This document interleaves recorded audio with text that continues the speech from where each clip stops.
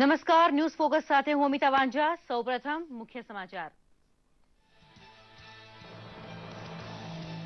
Civil service પરીક્ષામાં ઝળકેલા 14 વિદ્યાર્થીનું સન્માન કરે છે મુખ્યમંત્રી। ગરીબ માણસનું હિત કેન્દ્ર સ્થાને રહે તેવા શાસન માટેની અપેક્ષા ભવિષ્યના સનદી અધિકારી સમક્ષ રજૂ કરી। સ્થાનિક સ્વરાજ્ય સંસ્થાઓની પેટા ચૂંટણીમાં વિજયની વરમાળા ભાજપને પહેરાવા સાથે કોંગ્રેસનો સફાયો કરે છે મતદાર। ભાજપમાં ભરોસો મૂકનાર મતદાર આલમનો આભાર માને છે પ્રદેશ પ્રમુખ જીતુભાઈ વાઘાણી।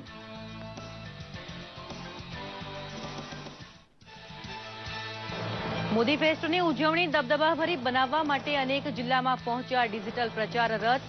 મોદી સરકારની સિદ્ધિઓથી આમ આદમીને વાકેફ કરવા માટે જનસંપર્કનો અનોખો પ્રયોગ કરે છે ભાજપ।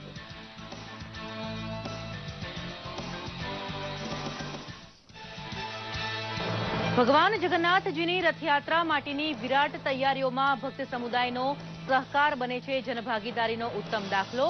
ત્રણેય રથના રંગરોગાન માટે ખલાસી ભાઈઓએ હક પ્રમાણે હાજર છે તો પ્રસાદ સામગ્રીની સાફસૂફી માટે બહેનો પહોંચી છે મંદિર। અષાઢી બીજે જ્યાં જગન્નાથજીની રથયાત્રા યોજાતી હોય તેવા ચારધામ યાત્રાધામ ઉપર ત્રાસવાદી હુમલાની બાતમી મળતા એલર્ટ જાહેર કરાયું। દ્વારકાના જગત મંદિર સહિત અનેક યાત્રાધામનું સુરક્ષા છત્ર ઘનિષ્ઠ બનાવે છે પોલીસ।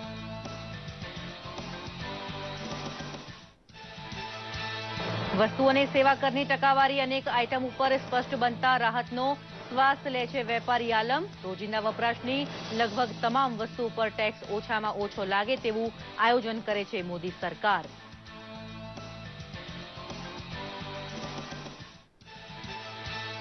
પ્રધાનમંત્રી ફૂટબોલ ટુર્નામેન્ટની 15મી જૂને યોજાનાર ફાઇનલમાં ગોવા અને મહારાષ્ટ્ર વચ્ચે જામશે ટક્કર। ગુજરાતની ફૂટબોલ પ્રતિભા માને છે કે પહેલી વખત ફૂટબોલમાં અચ્છે દિનનો અહેસાસ કરે છે ગુજરાત।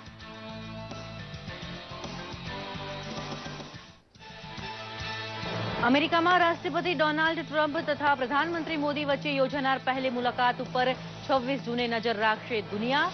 વિઝા, ઉર્જા, ત્રાસવાદ ઉપરાંત મૂડીરોકાણ માટે અમેરિકા સાથે દોસ્તી ગાઢ બનાવશે ભારત। જોઈએ સમાચાર વિગતવાર। કેન્દ્રીય મંત્રી વેંકૈયા નાયડુએ જણાવ્યું હતું કે સાચી લોકશાહી પ્રણાલીને જાળવવા ભાજપ ટૂંક સમયમાં રાષ્ટ્રપતિ પદના ઉમેદવાર મુદ્દે સર્વસહમતિ સાધવા તમામ રાજકીય પક્ષોનો સંપર્ક સાધશે। ભાજપના પ્રમુખ અમિત શાહે રાષ્ટ્રપતિ પદના ઉમેદવારને મુદ્દે એનડીએના સહયોગી પક્ષો તેમજ વિરોધ પક્ષોનો સંપર્ક સાધીને સર્વાનુમતિ સાધવા 3 સભ્યોની સમિતિની સોમવારે રચના કરી હતી। કેન્દ્રીય મંત્રી વેંકૈયા નાયડુ તે સમિતિના સભ્ય છે।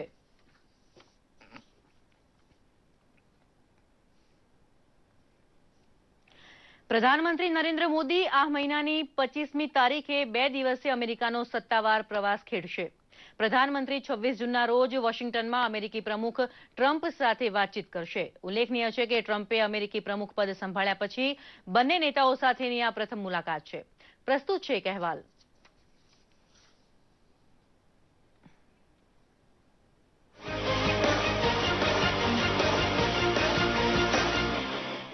અમેરિકી પ્રમુખ ડોનાલ્ડ ટ્રમ્પે નિમંત્રણ આપતા પ્રધાનમંત્રી નરેન્દ્ર મોદી 25 જૂનના રોજ અમેરિકાની 2 દિવસીય મુલાકાતે રવાના થશે।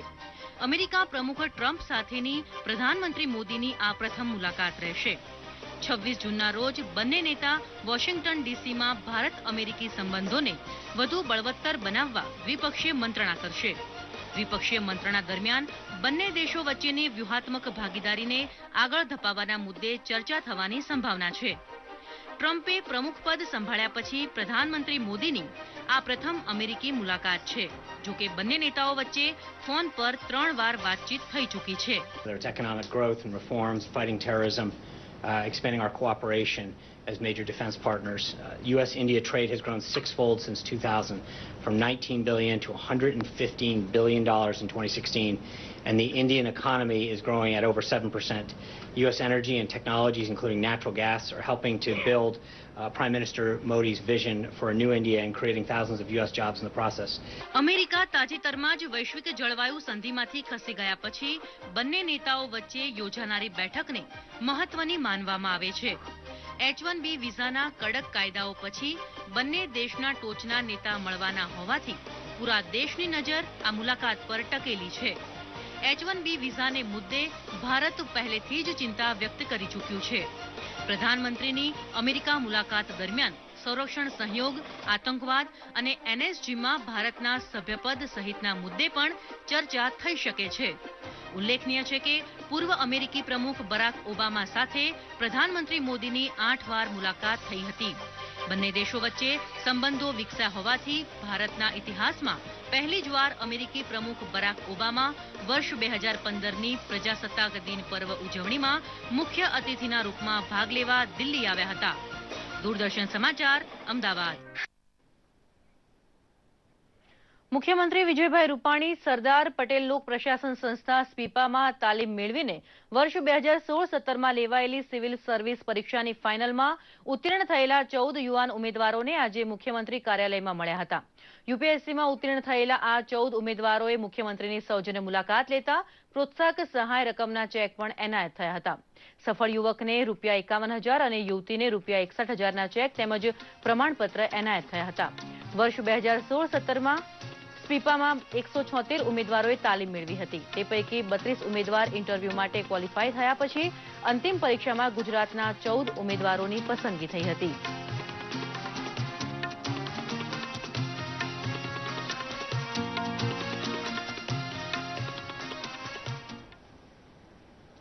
વિધાનસભાની ચૂંટણી પહેલા ભાજપને પેટા ચૂંટણીમાં જીત મળતા કાર્યકર્તાઓએ ગાંધીનગર સ્થિત કમલમ ખાતે જીતની ઉજવણી કરી હતી. ભાજપના પ્રદેશ અધ્યક્ષ જીતુભાઈ વાઘાણીએ કાર્યકર્તાઓને મીઠાઈ ખવડાવી મોં મીઠું કરાવ્યું હતું. કાર્યકર્તાઓએ ઢોલ નગારા વગાડી જીતની ભવ્ય ઉજવણી કરી હતી. તાલુકા પંચાયત અને નગરપાલિકાની પેટા ચૂંટણી એમ બંનેમાં ભાજપે બાજી મારી લીધી છે. તાલુકા પંચાયતની કુલ 27 બેઠક માટે ચૂંટણી યોજાઈ હતી, જેમાં ભાજપને ફાળે 17 બેઠક ગઈ છે તો કોંગ્રેસને 9 બેઠક મળી છે, જ્યારે અપક્ષે 1 બેઠકથી સંતોષ વ્યક્ત કરવો પડ્યો. જો વાત કરવામાં આવે નગરપાલિકાની ચૂંટણીની તો તેમાં કુલ 9 બેઠક માટે પેટા ચૂંટણી યોજાઈ હતી, જેમાં ભાજપને 6 જ્યારે કોંગ્રેસે માત્ર 3 બેઠકથી સંતોષ માનવો પડ્યો છે. હું મતદારોનો આભાર માનું છું. લગભગ ઘણા બધા જિલ્લાઓમાં, રાજ્યભરમાં જુદા જુદા એરિયામાં, એ આદિવાસી હોય, બક્ષીપંચ હોય, નગરપાલિકાના મતદારો હોય, કુલ મળીને તમામ તકતા મજૂર, ખેડૂત, આદિવાસી, દલિત, બધી જગ્યાએ ભારતીય જનતા પાર્ટીની જીત એ થઈ છે. હું ઉમેદવારોને અને મતદારોને અભિનંદન આપીને આભાર માનું છું. કુલ 37 સીટોના પરિણામો આવ્યા છે.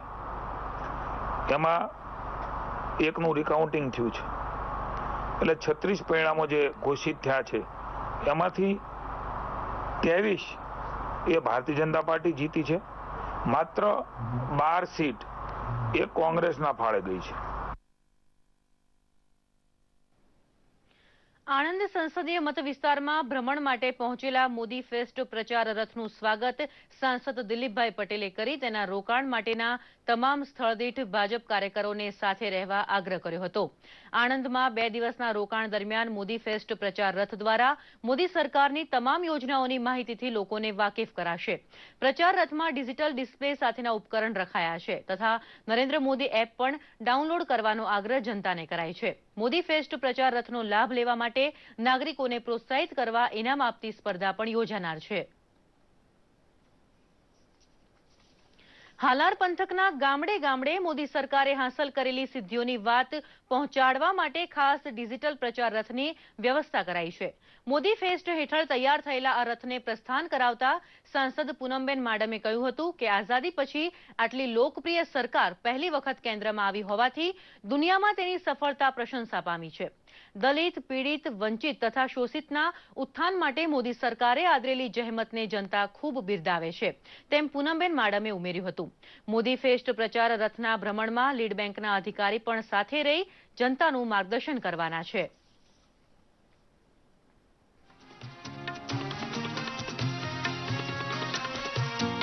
પ્રચાર રથ લોકો સુધી સમગ્ર શહેરમાં આવતા 3 દિવસ સુધી ફરશે અને એ પછી 3 દિવસ એ રજીસ્ટ્રેશન જે યોજનાઓ કેન્દ્ર સરકારની છે એ ત્રણેય સોશિયલ સિક્યોરિટી સ્કીમ હોય, જનધન હોય, ઉજ્જવલા હોય, સ્કિલિંગ ઇન્ડિયા હોય અન્ય કોઈ પણ એવી યોજના હોય જેમાં કોઈ લાભાર્થી કદાચ લાભ મળવા પાત્ર હોય પણ એમાં એને હજી સુધી એ લાભ મળતો ના થયો હોય તો એમાં ડાયરેક્ટ આ રથ અહીંયા આ મોબાઈલ જે વેન છે એમાં એ રजिस्ट्रेशन करावी सकते हैं। सरकारी योजनाएं चल रही हैं, चाहे वो बैंक के माध्यम से चल रहे हो या दूसरे किसी एजेंसी के माध्यम से चल रहे हो, उनकी उन योजनाओं के बारे में लोगों में जागरूकता पैदा करना मुख्य ध्येय है। जो भी जानकारी चाहिए इन सारी योजनाओं के विषय में हम लोग पूरी कोशिश करेंगे कि हर जानकारी सबको दिया जाए। આગામી 25મી જૂન રવિવારે ભગવાન જગન્નાથજીની રથયાત્રા નીકળશે। અમદાવાદની જગન્નાથજીની રથયાત્રા જગન્નાથપુરીની રથયાત્રા પછી બીજા નંબરે આવે છે, ત્યારે જમાલપુર જગન્નાથ મંદિર દ્વારા ભગવાનનો રથ, વસ્ત્રો, આભૂષણ અને પ્રસાદની તૈયારીઓને આખરી ઓપ અપાઈ રહ્યો છે અને સૌ કોઈ ભગવાનના અલૌકિક સ્વરૂપના દર્શન કરવા માટે થનગની રહ્યા છે।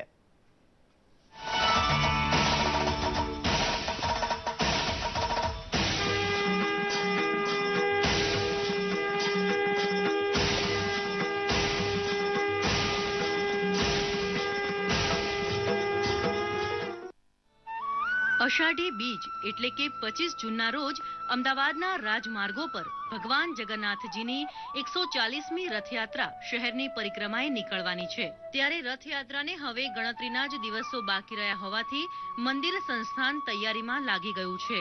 25 જૂન અષાઢી બીજના દિવસે વહેલી સવારે મંગળા દર્શન સાથે જ ભગવાન જગન્નાથ, ભાઈ બલરામ અને બહેન સુભદ્રાજીને નગરચર્યાએ લઈ જવાનો થનગનાટ ભક્તોમાં આજથી જોવા મળી રહ્યો છે। હાલ તો ભગવાન ભાઈ બહેન સાથે મામાના ઘેર મોસાળ ગયા હોવાથી ભગવાનના દર્શન થતા નથી, તેમ છતાં મંદિરના પ્રાંગણથી લઈ ખૂણે ખૂણે ભક્તજનો રથયાત્રાને લઈને વિશેષ કાર્યોમાં ગૂંથાયેલા જોવા મળી રહ્યા છે। કારીગરો દિવસ રાત એક કરીને ભગવાનના રથોનું રંગરોગાન અને શણગાર કરીને આખરી ઓપ આપી રહ્યા છે, તેમજ ભગવાનના વસ્ત્રો અને આભૂષણની પણ જોરશોરથી તૈયારીઓ આરંભી દેવાઈ છે। જેમાં ભગવાન બિરાજમાન થઈ અને નગરયાત્રા નીકળવાના છે એવા રથનું સમારકામ ચાલી રહ્યું છે। રથ રોગાન બી કલર કામ આ તે એમાં જે બી કંઈ લગતું કરતું ખોટું બધું કાર્ય ખૂબ જોરશોરથી ને જલ્દીમાં જલ્દી તરત પરિપૂર્ણ થાય એ હેતુથી મંદિર દ્વારા થઈ રહ્યું છે। આ કામ 10 દિવસની અંદર પતાવી દેવામાં હોય છે। કલર કામ, રિપેરિંગ કામ જે અમે જે એનું મરામતનું કામ હોય છે રથનું, એ તો અમે અખાત્રીજના દિવસે મુહૂર્ત કરતા હોઈએ છીએ, ત્યારથી લગભગ 16 દિવસ થાય છે ત્યારે રથનું રિપેરિંગનું કામ ચાલુ થઈ જાય છે। આ ઉપરાંત મંદિર તરફથી રથયાત્રાના ખાસ પ્રસાદ મગને તૈયાર કરવામાં આવી રહ્યા છે। ભગવાન જગન્નાથની રથયાત્રા શરૂ કરાઈ ત્યારથી શેર બશેર મગનો પ્રસાદ લોકો દાનમાં આપતા અને ત્યારથી લઈને આ પ્રસાદનું ખાસ મહાત્મય છે। હાલ તો મંદિર પરિસરમાં શ્રદ્ધાળુ બહેનો દ્વારા મગ પ્રસાદમાંથી કચરો વીણી કાંકરા કાઢી સાફ કરવામાં આવી રહ્યું છે અને અમે આ મગ ભગવાનનો પ્રસાદની અમને અનેરો આનંદ હોય છે, ઉત્સાહ હોય છે, એ અમે શબ્દોમાં વર્ણવી શકતા નથી। દર વર્ષે મગની સેવા થાય, બધા ભક્તો આવી ભજન ગાય, મજા કરીએ અને આ 140મી રથયાત્રા છે તો બધા મગનો પ્રસાદ રથયાત્રા નીકળે મગનો પ્રસાદ કેરી। મંદિરમાં આમ તો દરરોજ ભોજન પ્રસાદ મળે છે, જેનો લાભ વર્ષભર અસંખ્ય લોકો લેતા હોય છે, પરંતુ રથયાત્રા દરમિયાન મગ અને જાંબુના પ્રસાદનું ખાસ મહત્વ છે। જે તે દેશ દુનિયાના ખૂણે તમે હોય, પરંતુ રથયાત્રાના દિવસે આ પ્રસાદની મીઠાશ યાદ કર્યા વિના રહી શકાય નહીં। આ વર્ષે પણ પારંપરિક રીતે ભગવાનની જળયાત્રા કાઢવામાં આવી અને શાસ્ત્રોક્ત વિધિ પ્રમાણે ભગવાનનો જળાભિષેક કરાયો હતો। બસ એ જ ઘડીથી રથયાત્રાની ઘડીઓ ગણાઈ રહી છે।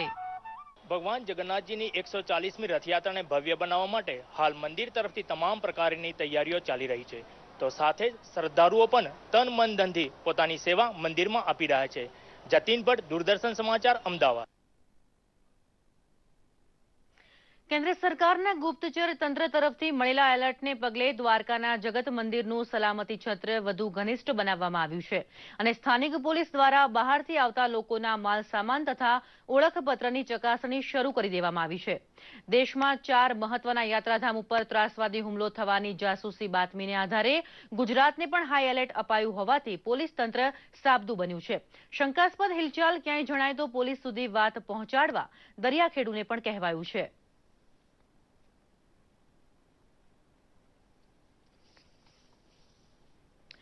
અમદાવાદ અને ગાંધીનગરમાં રમાઈ રહેલી ફૂટબોલ ઉર્જા કપ 2017ની બોયઝ અને ગર્લ્સની ફાઇનલ 15મી જૂને ગોવા અને મહારાષ્ટ્ર વચ્ચે રમાશે.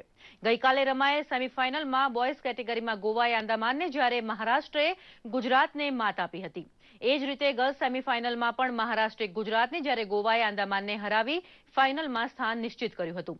ગુજરાત આમ બંને કેટેગરીમાંથી આઉટ થઈ ગયું છે, પરંતુ ત્રીજા સ્થાન માટે આજે રમાયેલ બોયઝની રમતમાં આંદામાનને 3-0થી હરાવી ગુજરાતનો વિજય થયો છે. તો ત્રીજા સ્થાન માટે ગર્લ્સની મેચ પણ ગુજરાત અને આંદામાન વચ્ચે રમાશે.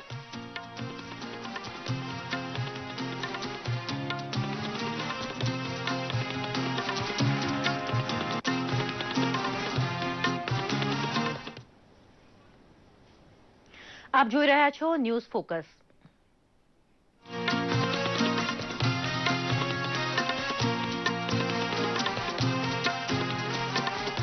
સમાચારમાં આગળ વાત કરીએ તો વડોદરામાં વિદ્યા વિકાસ યાત્રા યોજીને બાળકોનો શાળા પ્રવેશ તથા કન્યા કેળવણીને ઉત્તેજન આપવાનો પ્રયાસ પ્રશંસા પામ્યો છે.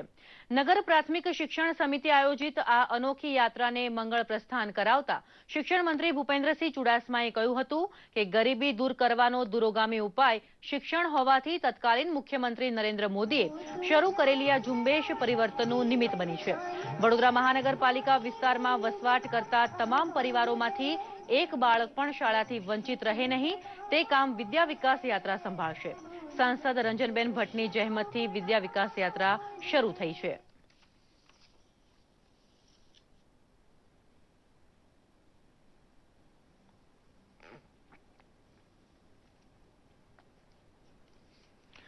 બાંદ્રા જયપુર અરવલ્લી એક્સપ્રેસમાં સુરત રેલવે સ્ટેશન નજીક એક પરિણીત મહિલા સાથે દુષ્કર્મ આચરાયું હોવાની ફરિયાદ નોંધાતા રેલવે પોલીસે કડક તપાસ શરૂ કરી છે.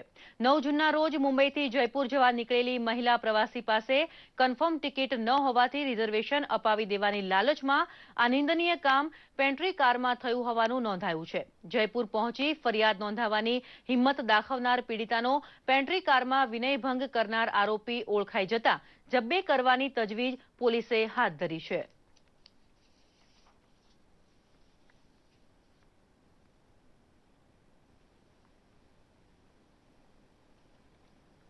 नौ 6/2017 को इस काम की पीड़िता बहन मुंबई सेंट्रल से जयपुर जाने के लिए अरावली एक्सप्रेस ट्रेन में मुसाफरी करने के लिए आई थी. अजहर खान से परिचय हुआ था उसका, तो उसने बोला कि जो सीट लिए तो मैं तेरे को सीट दिला दूंगा. और अजहर खान उसको पेंटी कार का जो खाना है उसमें ले जाके उससे रेप किया. अपराधी को अरेस्ट करने के लिए पुलिस अधीक्षक से पश्चिम रेलवे वडोदरा की सूचना से अलग अलग टीम रवाना की गई है. અમદાવાદમાં ગુજરાતી ફિલ્મોના સુપરસ્ટાર નરેશ કનોડિયા અને તેમના પુત્ર હિતુ કનોડિયાનું સન્માન યોજાઈ ગયું. પથિક એજ્યુકેશન દ્વારા આયોજિત આ સન્માન સમારોહમાં નરેશ કનોડિયાને દાદા સાહેબ ફાળકે એકેડમી એવોર્ડ 2012 અને Hitu કનોડિયાને Dada Saheb Phalke film foundation award 2017 અર્પણ કરાયો હતો.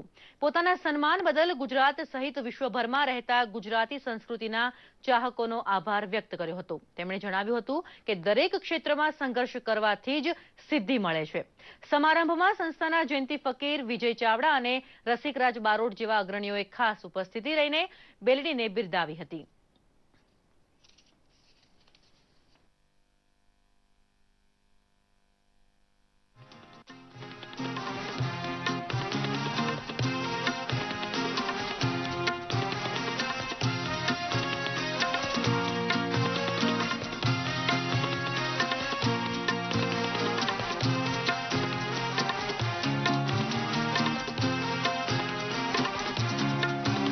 अरे हो गालियो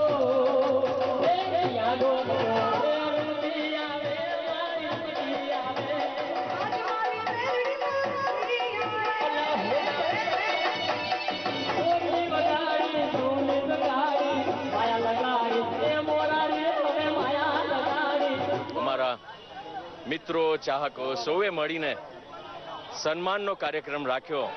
તે માટે અહીંયા સૌ ખૂબ મોટી સંખ્યામાં આવ્યા, અમને સન્માનિત કર્યા. તે બદલ હું હિતુ કનોડિયા બધાનો ખૂબ ખૂબ આભાર માનું છું. બાપ અને દીકરાને દાદા સાહેબ ફાળકે એવોર્ડ મળ્યો હોય પહેલો પ્રસંગ દુનિયામાં બન્યો છે અને એનું સન્માન અહીંયા ભવ્ય સ્વાગત સાથે અમારું કરવામાં આવ્યું. એ બદલ બધાનો હું આભાર માનું છું. કચ્છમાં પાકતી કેસર કેરીની માંગ બજારમાં સારી હોવાથી આ વર્ષે બાગાયતી પાકોમાં કેસર કેરી અને ખારેક ઉપર ખેડૂતોએ જોક વધુ રાખ્યો છે. સાનુકૂળ વાતાવરણ તથા ટપક સિંચાઈ પદ્ધતિના કારણે કચ્છના રણપ્રદેશમાં કેરીનું મબલખ ઉત્પાદન થયું છે. આશરે 10,000 હેક્ટરમાં કેસર કેરી પાકતા ખેડૂતોમાં ખુશીની લાગણી વ્યાપી છે. ખેડૂતોનું કહેવું છે કે કચ્છની કેસર કેરીની ગુણવત્તા બેનમૂન છે, જેનું કારણ એ છે કે કચ્છ રણપ્રદેશ હોવાથી અહીં ભેજની ગેરહાજરી છે, જેના કારણે કેરીમાંથી નીકળતો પલ્પ વધુ ગાઢો અને કુદરતી રીતે જ મીઠો હોય છે. વળી રણપ્રદેશમાં પાકતી કેરી જ્યાં સુધી આંબા પર જ ન પાકે ત્યાં સુધી તેને ઉતારી શકાય તેમ હોતી નથી, એટલે કેરી પકવવા કાર્બાઇડ અથવા અન્ય કૃત્રિમ સ્ત્રોતોનો ઉપયોગ કરવો પડતો નથી. આ વર્ષે 50 જેટલા ખેડૂતોએ કેસર કેરી એક્સપોર્ટ કરવા માટે રજીસ્ટ્રેશન પણ કરાવ્યું છે.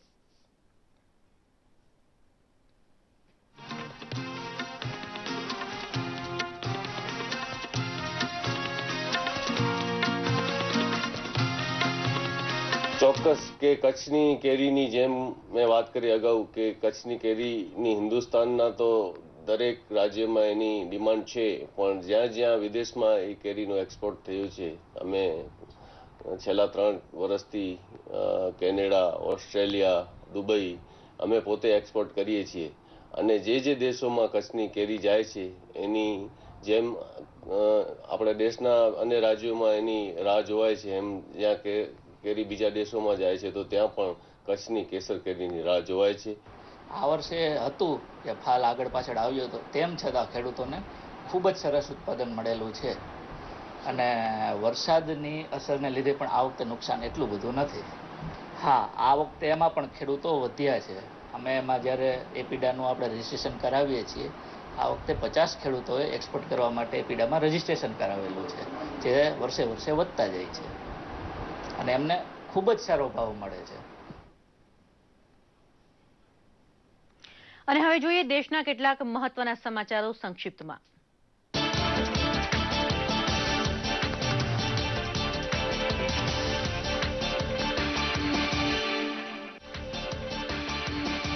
મધ્યપ્રદેશમાં લોકોની ભીડને ઉશ્કેરવાના આક્ષેપસર પોલીસે કોંગ્રેસ વિધાનસભ્ય શકુંતલા અને એક અન્ય વ્યક્તિ સામે દાખલ કર્યો કેસ. શકુંતલાએ આક્ષેપો ફગાવ્યા. મંદસૌરમાં બનેલી હિંસક ઘટનાની ન્યાયિક તપાસ માટે મધ્યપ્રદેશ સરકારના આદેશ. ખેડૂત આંદોલનમાં 5 વ્યક્તિના થયેલા મૃત્યુની થશે તપાસ. ગુરખા જનમુક્તિ મોરચા દ્વારા અપાયેલા અનિશ્ચિતકાળના બંધનો આજે બીજો દિવસ. સવારે દેખાવકારો ઉપર પોલીસ દ્વારા લાઠીમાર, બંધ સમર્થકો દ્વારા તોડફોડની ઘટના. માહિતી અને પ્રસારણ મંત્રી વેંકૈયા નાયડુ દ્વારા કલેક્ટેડ વર્ક્સ ઓફ મહાત્મા ગાંધીના 100 વોલ્યુમ લોકસભા સ્પીકર સુમિત્રા મહાજનને સુપરત થયા. ગ્રંથો સંસદના ગ્રંથાલયમાં મુકાશે. કેન્દ્રીય આંકડા અને કાર્યક્રમ અમલીકરણ મંત્રી સદાનંદ ગૌડાએ જણાવ્યું કે સરકાર ત્રિમાસિક ક્ષમબળ ડેટા રજૂ કરશે. તેમણે કહ્યું કે સાંસદ વિકાસ ભંડોળની 90% રકમનો થયો છે ઉપયોગ. માહિતી અને પ્રસારણ રાજ્યમંત્રી રાજ્યવર્ધન રાઠોડ દ્વારા બેલગામમાં વિદેશ વેપાર નિદેશાલયના પ્રાંતીય કાર્યાલયનું કર્યું ઉદ્ઘાટન. બેલગામમાં આયોજિત સ્વચ્છતા અભિયાનમાં પણ લીધો ભાગ. ભારતીય સૈન્યના વડા બિપિન રાવતે આઈઆઈટી પ્રવેશ કસોટીમાં ઉત્તીર્ણ થયેલા કાશ્મીરના સુપર 40 યુવાનોની લીધી મુલાકાત. સુપર 40ને કાશ્મીરમાં શાંતિ બહાલીને પ્રાથમિકતા આપવા કર્યો અનુરોધ. હવે જોઈએ સોશિયલ મીડિયામાં ટ્રેન્ડ થયેલા કેટલાક સમાચારોનો અમારો ખાસ રિપોર્ટ સોશિયલ કનેક્ટ.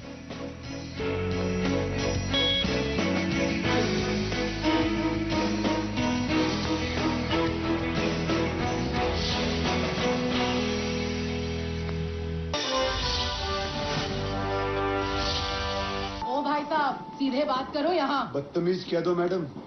भाई साहब मैं कहूँ प्लीज ટોયલેટ એક પ્રેમ કથાના ટ્રેલરની અક્ષય કુમારની ટ્વીટને પ્રધાનમંત્રી નરેન્દ્ર મોદીએ રીટ્વીટ કરતા લખ્યું છે કે સ્વચ્છતાની ઝુંબેશને આગળ ધપાવવાનો આ એક ઉત્તમ પ્રયાસ છે.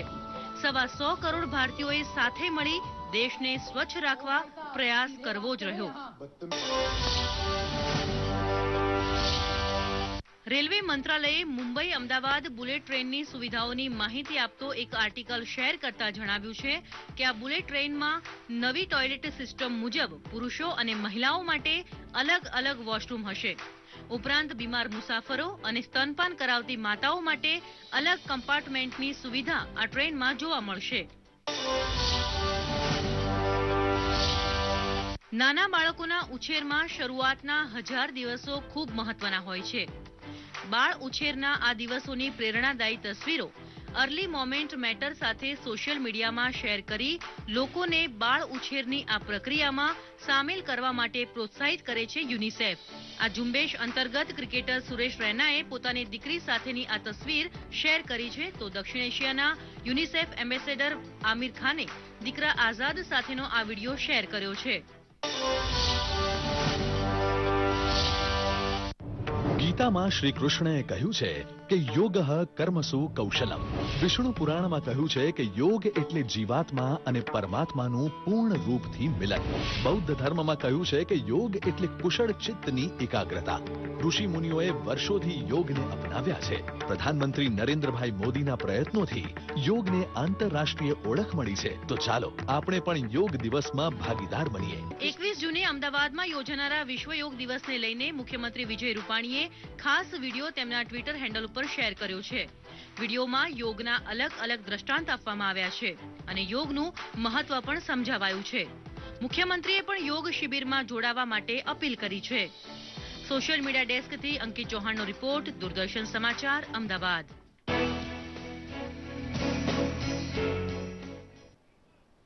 તો અત્યારે તો બસ આટલું જ. વધુ સમાચાર માટે જોતા રહો દૂરદર્શન સમાચાર. નમસ્કાર.